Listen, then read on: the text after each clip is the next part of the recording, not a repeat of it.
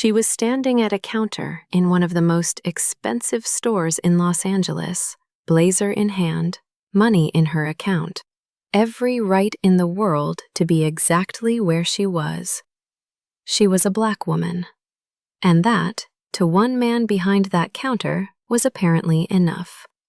He wouldn't touch her merchandise, wouldn't look her in the eye, used the cap of a pen to slide her items back across the glass like she was something he didn't want on his hands, and then turned to the next customer, a white woman, and picked up her things immediately, with both hands, with a smile. And when Amara reached for her own blazer, he moved first. Please don't handle the merchandise if you're not going to purchase. The store went quiet. She straightened. She looked at him. And with a voice that did not shake, not even slightly, she said exactly what she meant. But what happened next? Nobody in that store was prepared for. Because standing 3 feet away, in a black suit that cost more than most people's cars, with a dragon tattoo climbing up his neck and 2 men in silence behind him, was a Korean man who ran half the criminal underworld of the West Coast. He had heard everything, and he had stopped. What he did next was captured on 3 cell phones and watched by 11 million people in less than 48 hours. Not because it was violent, not because it was loud, but because it was the last thing anyone expected from a man like him, and the only thing that needed to be done. Before we begin the full story, leave a comment telling us where you're watching from and what time it is there. If stories about karma, love, and hidden truths move something in you, don't forget to subscribe to the channel. The thing about Amara Ndiaye was that she had learned very early in her life that the world would always ask her to prove something. Prove that she belonged in the private school where she had a scholarship. Prove that she deserved the law degree she had studied 14-hour days to earn. Prove that the blazer she wore was not borrowed, that the bag on her shoulder was truly hers, that the confidence in her walk was not arrogance, but simply the posture of a woman who had decided, somewhere between her first year of law school and her 3rd rejection from firms that called themselves progressive, that she would never again make herself smaller for a room that had not earned her smallness. She was not angry when she walked into the store that afternoon. That is the most important thing to understand. She was not looking for a fight, not carrying the weight of every indignity she had ever swallowed. Or rather, she was carrying all of it, because she always was. But she had folded it so neatly inside herself that no one watching her cross the marble floors of that shopping center would have seen anything other than a woman who knew exactly where she was going. The blazer she spotted was burgundy, a deep, serious red, the kind of color that walks into a courtroom and does not apologize for itself. She pulled it from the rack with one hand, checked the cut along the shoulder seam the way her mother had taught her to, and moved toward the counter with the ease of someone who had done this 1,000 times. She had done this 1,000 times. That was the tragedy of it. Derek Holloway was 24 years old and had been working in that store for 3 months, which was exactly long enough to have learned which customers the manager watched carefully and which ones he could handle however he liked. He had developed a system, the way young men sometimes do when they are given a small piece of authority and no real wisdom to accompany it. The system was not written down anywhere. It lived in the half-second delay before he smiled, in the way his hands moved, or did not move, depending on who was standing across from him. He saw Amara coming, and something in him quietly, automatically, made a decision. It was not dramatic. That is the thing about these moments. They never are, not from the inside. From the inside, it feels like nothing. It feels like a man doing his job, managing his section, following some unspoken calculus that he could not have articulated if asked, and therefore believed was not happening at all. When Amara placed the blazer on the counter and asked, calmly and directly, whether they had it in her size, Derek used the cap of a pen to push the garment back across the glass toward her. His eyes went to the computer screen. His fingers touched the keyboard, not the blazer. He told her they were out of stock. She asked him to check again. He interrupted her before she finished the sentence. And then another customer arrived, and everything Derek had just refused to do for Amara, he did automatically, instinctively, warmly, for the woman who now placed a different item on that same counter. He smiled. He leaned forward. He picked up the product with both hands and turned it over gently, as though it were something precious. Amara watched this. She watched all of it. And she stood very still, the way she always stood when something inside her was deciding whether to speak or to swallow. And she had almost made that decision, the familiar one, the one she had made so many times it had carved a groove into her, when Derek's hand shot out and pushed the blazer away from her fingers. "Please don't handle the merchandise if you're not going to purchase," he said it quietly. He even said please. That was the part that would stay with her, the please, because it meant he knew, somewhere underneath the system he had built, that what he was doing required a softening, that it needed to be delivered gently enough that she might absorb it without incident, without the scene he did not want, without the confrontation that would complicate his afternoon. She straightened. She looked at him. "My hands," she said, "have purchased things worth more than your monthly salary." The store went quiet in that specific way that spaces go quiet when something true has just been said aloud, and no one is quite sure what comes next. And then, from somewhere behind her, unhurried, deliberate, carrying the particular weight of a voice that has never needed to raise itself to be heard, came 4 words. "Repeat what you said."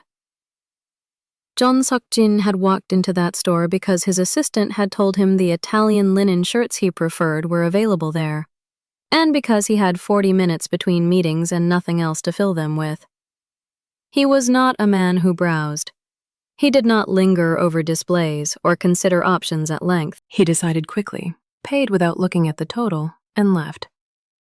This was how he moved through most of the world, efficiently, cleanly, without leaving much of himself behind. But he had stopped. He had stopped because something in the quality of the silence around that counter had reached him before he consciously registered what he was seeing. It was the kind of silence he recognized, not the comfortable silence of an empty room, but the pressurized silence of a space where someone was being made to feel that they did not belong in it, and had not yet decided what to do with that. He knew that silence the way you know the smell of a place you grew up in. Immediately, bodily, before thought. His mother's name was Tun Mi-rae. She had come to Los Angeles from Incheon in 1987 with $40, a cousin's address written on a folded piece of paper, and hands that could sew a straight seam faster than any machine her employer had ever seen. She had built something from that, slowly, painfully, with the particular stubbornness of a woman who had crossed an ocean and was not prepared to be defeated by anything smaller than that. A small alterations shop, a regular clientele, a son who watched her work every day after school and understood, without being told, that dignity was not given. It was constructed, stitch by stitch, in the face of people who would rather it didn't exist. He had been 12 years old when a woman in a dry cleaning shop told his mother not to touch the counter with her hands. His mother had not responded. She had simply looked at the woman for a long moment, with an expression Sukjin had never been able to fully interpret. something between sorrow and a kind of terrible patience. And then she had turned and walked out, and she had never gone back to that shop, and she had never spoken about it again. He had spent the next 23 years becoming the kind of man that no one would ever speak to that way. What he had not anticipated, what no accumulation of power had prepared him for, was that he would one day stand in a store in the city his mother had chosen and watch it happen to someone else. Repeat what you said. Derek turned toward the voice and made the first of several mistakes he would make in the next 4 minutes. He smiled. It was the smile of a young man who believed that charm was a form of armor, that if he kept his tone light and his expression open, whatever was building in front of him could be redirected, managed, dissolved. He did not yet understand who he was smiling at. "Sir, I was just—" "I heard what you were just." Sukjin moved forward. Not quickly. He was never quick, because quick implied urgency, and urgency implied that the outcome was uncertain. He moved the way water moves when there is nowhere else for it to go. Repeated. One of the store's security cameras captured what happened next, and that footage would later be viewed 11 million times in 48 hours. But the camera could not capture what the people in that store actually felt as Sukjin crossed the floor, which was the particular sensation of a room rearranging itself around a gravitational center it had not previously noticed. The manager appeared. She was efficient and practiced and had handled difficult situations before, and she walked toward them with the expression of a professional who intends to absorb the problem before it grows. She had not handled a situation like this before. "You were hired," Sukjin said to her before she could speak, "to ensure that every customer in this store is treated the same way." He did not raise his voice. He did not need to. "You failed today." The manager opened her mouth, closed it. "His name." Sukjin looked at Derek. "Give me his full name. I can't simply provide employee—" "You don't need to." He took his phone from his jacket pocket, typed something, returned it. The whole gesture took 8 seconds. Derek watched this and felt, for the first time, the smile becoming difficult to maintain. There was something in the certainty of the motion. No hesitation, no searching, just the calm assumption that what he wanted would be findable, that made the air in Derek's lungs feel slightly wrong. He did not know, not yet, that Sukjin's organization had a working relationship with 2 private security firms that between them maintained employment databases covering most of the commercial real estate in central Los Angeles. He did not know that his full legal name, his social security number, his rental address, and the names of his 3 previous employers had just been retrieved in the time it took him to keep smiling. He would not know any of this until later. For now, Sukjin turned away from him entirely and looked at Amara for the first time, directly. She was watching him with an expression he had not expected. Not gratitude, not relief, but a kind of careful, clear-eyed assessment. She was reading him the way a lawyer reads a room before she decides how much to trust what she sees in it. He found, to his own surprise, that he did not mind being read. "You didn't have to do this," she said quietly. "I know." He held her gaze. "I wanted to." There was a beat between them, brief, charged with something neither of them was prepared to name in the middle of a luxury clothing store with 3 camera phones already raised at discreet angles around the room. "Jeon Seok-jin," he said. Just the name, stated like a coordinate. "Amara Ndiaye," she answered, in exactly the same register. He looked at the burgundy blazers still lying on the counter between them, and then he looked at the manager. "Find her size," he said. "No." The manager moved fast. That was the thing about people who suddenly understood the full weight of a room. They stopped deliberating and started moving. And they moved with the kind of focused energy that comes from realizing, too late, that they should have been moving all along. Derek had not moved. He was still behind the counter, and the counter had become the only thing between him and something he could not name, but could feel with the certainty of a man standing at the edge of a drop he had not seen coming. The smile was gone now. In its place was an expression that was trying very hard to be neutral, and achieving instead something closer to a man who has just understood that the rules he thought governed this room do not, in fact, apply here. Sukjin did not look at him again. This, more than anything else, was what undid Derek. Not the threat, not the retrieval of his name from a phone, but the simple, final quality of being dismissed, of being looked at once and then looked away from, as though the matter of him had already been resolved and filed, and required no further attention. He was right. It had been. Amara stood at the counter with her hands folded in front of her, her posture unchanged from the moment she had first walked in. This was the thing about her that people consistently misread. They saw the stillness and called it passivity, called it patience, called it the particular restraint of a woman who had learned to manage her own reactions in public spaces. What it actually was precision. She moved when movement served a purpose. She spoke when speech would land.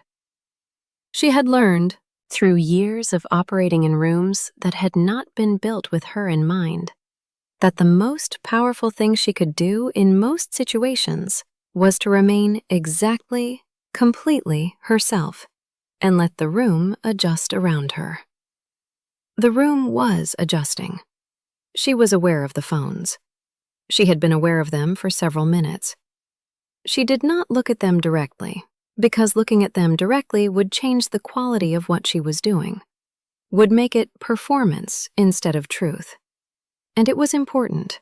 It had always been important to her, that whatever she did in a difficult moment was something she would have done whether or not anyone was watching.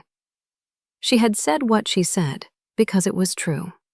That was all. What she had not anticipated was what came next. The manager returned with the blazer, size 38, held out with both hands and a smile that was working very hard to communicate that none of what had just happened was representative of the store's values, that there had been a misunderstanding, that the store hoped she would. Amara took the blazer without acknowledging the smile. She checked the shoulder seam. She turned toward the mirror mounted on the nearest pillar. Sukjin watched her try on the blazer. It was not something he had planned to do. He was not, generally speaking, a man who stood in stores watching women try on clothing. But he found that he could not look away, and that the reason he could not look away had nothing to do with the way she looked, though she looked extraordinary. The burgundy sitting against her skin with the specific authority of a color that had finally found its correct context, and everything to do with the way she moved, the total absence of self-consciousness, the way she examined her own reflection not with the anxious questioning of someone seeking approval, but with the critical eye of a professional assessing a tool for its fitness to a task. She was deciding whether the blazer was good enough for her. He had spent his entire adult life in rooms full of powerful people, and he could count on one hand the number of them who carried themselves the way this woman carried herself at a clothing store counter, after being told, by a child in a polo shirt, not to touch the merchandise with her hands. He thought about his mother. He thought about her the way he always thought about her. Not as a wound, exactly, but as a fixed point. The place all his coordinates originated from.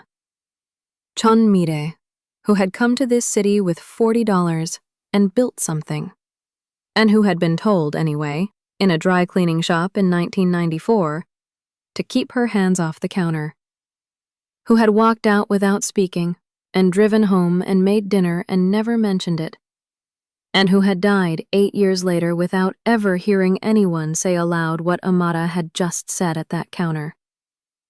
My hands have purchased things worth more than your monthly salary. Not a performance, not a speech, just a true thing, said clearly, in a voice that did not waver. He had not planned what he did next. This was important. It was important to him, afterward, and it would be important to her, he suspected, when she had the distance to think about it, that it was not calculated. He was a man whose entire professional existence was built on calculation, on reading situations 3 steps ahead and positioning himself accordingly, on never acting without understanding the full geometry of what he was acting within. But when the manager left, and Derek stood silent behind his counter, and Amara turned from the mirror and reached for the blazer to fold it for purchase, and her hand was simply there, open, long-fingered, the nail polish a quiet nude that caught the store's warm light. Something in him moved before he thought. He reached out and took her hand gently, palm upward.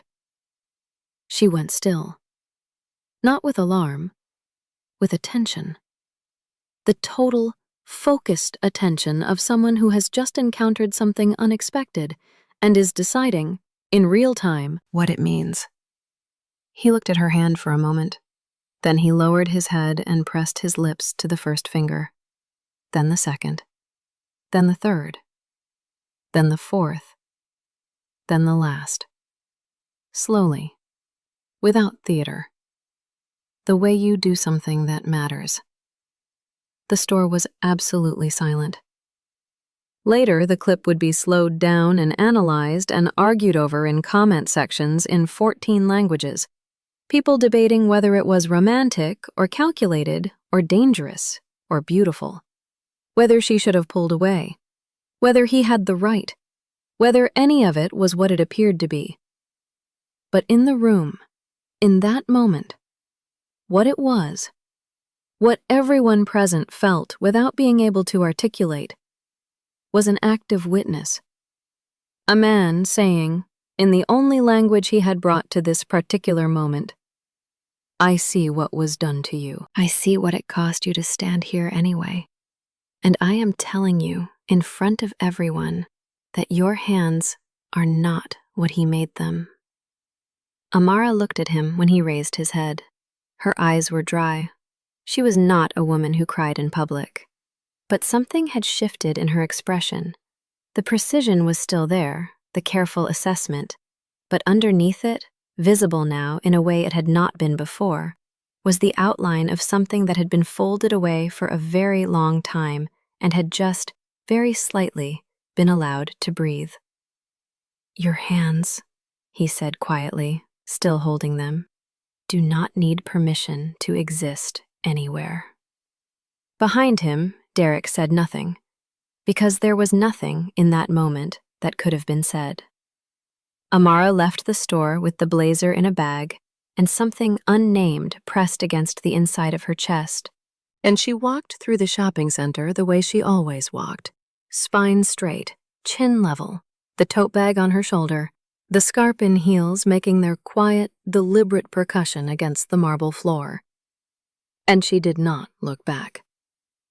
She did not look back because she had learned, over 28 years of being precisely who she was in a world that had opinions about that looking back was a kind of permission. It said, what just happened still has me. And she was not ready to say that. She was not sure what she was ready to say. The hand that Sukjin had held was still warm in a way she could not explain physiologically, and the warmth made her uncomfortable, not because it was unpleasant, but because she did not yet have a category for it. She drove home.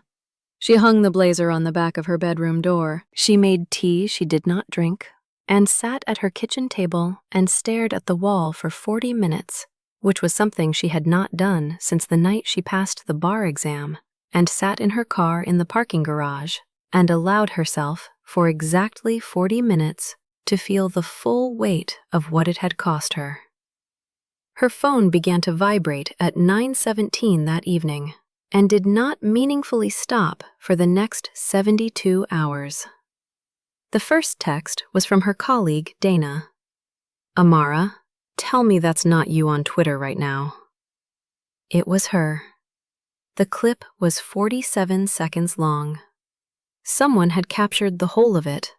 Derek pushing the blazer away, the arrival of the quiet man in the black suit, the 4 words, the retrieval of the phone, and then the final moment, the hand, the 5 fingers, the silence of an entire store holding its breath around a gesture it did not have words for.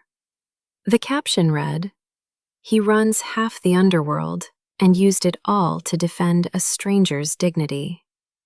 I cannot stop watching this." 11 million views by morning, then 18.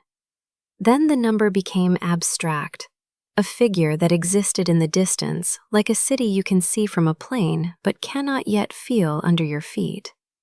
The comments split the way the internet always splits, into those who saw what Amara had seen, a man acting where the room had failed, and those who immediately searched his name and found the other story, the one that lived in archived federal documents and investigative journalism from 2019, and a single leaked photograph of Sukjin at a table with 3 men whose names appeared in indictments that had subsequently gone nowhere. "This isn't romantic," those comments said. "This is a mob boss marking territory. She needs to run." Amara read all of it. She read it at 2 in the morning with the tea gone cold beside her and the blazer still hanging on the bedroom door, and she did not feel what she expected to feel, which was clarity. She felt instead the specific discomfort of a situation that refused to organize itself into the categories she had spent her career building. The clean lines between right and wrong, between safe and dangerous, between a gesture that means one thing and a gesture that means another. Sukjin had kissed her hand in front of 11 million people, and she had just spent 4 hours researching the man who had done it. Her office called at 8 the next morning. Her supervisor's voice carried the particular careful tone of a professional trying to have a conversation about optics without using the word optics. "Amara, the video. I know. The man in it. I know who he is." A pause. "And?" She looked at the blazer on the bedroom door. The burgundy of it, deep and serious and unapologetic. "And I'm aware of the situation," she said. "I'll see you at 9.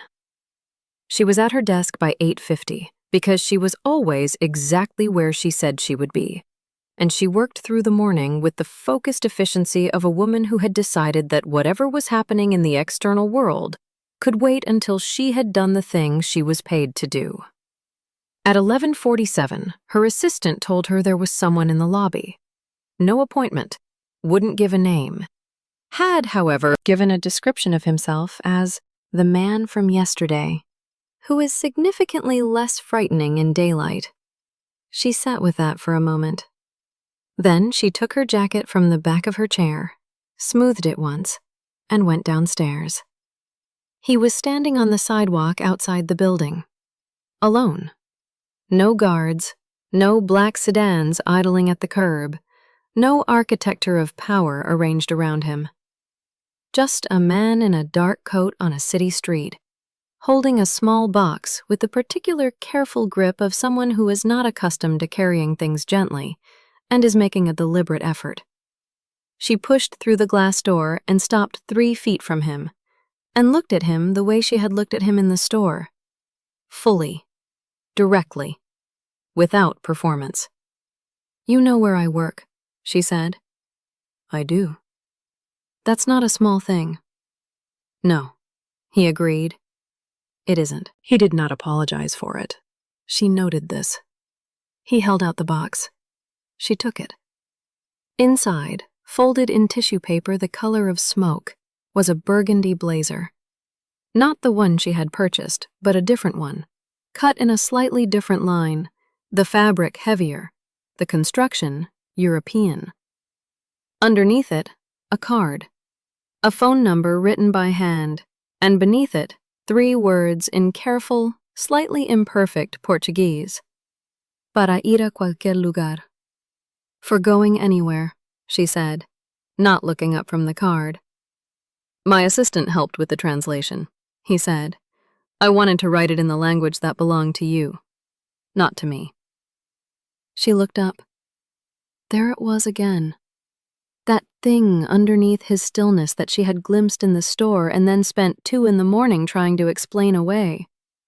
It was not what she had expected from the documents, from the photographs, from the federal language of alleged and suspected and no charges filed. It was something older than all of that, something that had nothing to do with power and everything to do with a woman in an alterations shop in 1994 who had looked at a person who told her to keep her hands off the counter and walked out without speaking and never went back and never talked about it again. You did this because of her, Amara said. She did not say who she meant. She did not need to. His expression did not change. But something in him went very still in a way that was different from his ordinary stillness, more interior, more unguarded. The stillness of a man who has just heard something true said about him by someone who had no way of knowing it. She deserved someone who acted, he said finally. I was too young then. The street moved around them. Taxis, foot traffic, a delivery truck grinding its gears at the intersection. And neither of them moved with it. If I keep this, Amara said, holding the box, I need to understand what I'm keeping. Something dangerous, he said. Probably complicated. Possibly irreversible. Those are honest words. They're the only ones I have left that are. She looked at him for a long moment. The lawyer in her was cataloging everything. The risk, the exposure, the geometry of a situation that had no clean lines and no guaranteed exits. The woman in her was doing something else entirely. Something quieter and more stubborn. The thing that had kept her spine straight in every room that had tried to make her smaller. She put the card in the pocket of her jacket. She did not return the box. Derek resigned, Sukjin said as she turned toward the building. Yesterday afternoon. She paused with her hand on the door. The store's parent company, he continued, received a formal discrimination complaint this morning from a legal coalition that has been building a case against their hiring practices for 2 years. Your video gave them the documentation they needed. She absorbed this. The clip that had been 47 seconds of one woman's ordinary afternoon had become, overnight, the evidence that unlocked something that had been building in the dark for 2 years. Justice, she had learned in law school, rarely arrived the way you imagined it, clean and direct and clearly labeled. It arrived sideways, through accidental cameras and unnamed coalitions and moments that were not designed to be anything other than what they were. She turned back to look at him one last time. Your mother, she said. What was her name? Something crossed his face. Swift and unguarded and completely at odds with every photograph she had found at 2 in the morning. Mire, he said. Jeon Mire. Amara nodded once. The kind of nod that means, I will remember that. Then she went back inside. She did not call the number that day, nor the next. On the 3rd day, she stood at her kitchen window in the early morning with the card in her hand and the blazer on the bedroom door, and the full understanding that some doors, once opened, do not have a clear path back through them. She called on the 4th day. He answered on the first ring, as though he had been waiting, not with urgency, but with the patience of a man who had decided something and was simply allowing the world to catch up to it. She said, I have questions. He said, I have time. Outside her window, Los Angeles moved through its ordinary morning, indifferent and enormous, and full of stores where women were told to keep their hands to themselves, and courtrooms where 2 years of invisible work suddenly became visible because of 47 seconds, and streets where the most dangerous man in the room was sometimes the only one who acted like a human being. And somewhere in the city, in an alteration shop that no longer existed, a woman named Chun Mire, who had come from Incheon with $40 and built something anyway, had never heard anyone say what her son had said on that store floor. But her son had said it, and 11 million people had watched. And somewhere, in the particular mathematics of justice that does not announce itself but accumulates quietly in the spaces between what is done and what is witnessed, that counted. If this story moved something in you, take a moment and ask yourself honestly, have you ever been in a room where someone made you feel like you didn't belong? Not because of anything you did, but simply because of who you are? And when that happened, was there anyone who stood up? Or did the room stay quiet? Sometimes the person who acts when everyone else freezes is the last one you would have chosen. And sometimes the hands that the world tried to make invisible are the very ones that deserved the most reverence all along. Tell us your experiences and feelings in the comments. We read every single one. And if you believe in stories about dignity, justice, and the kind of courage that doesn't announce itself, don't forget to subscribe to the channel.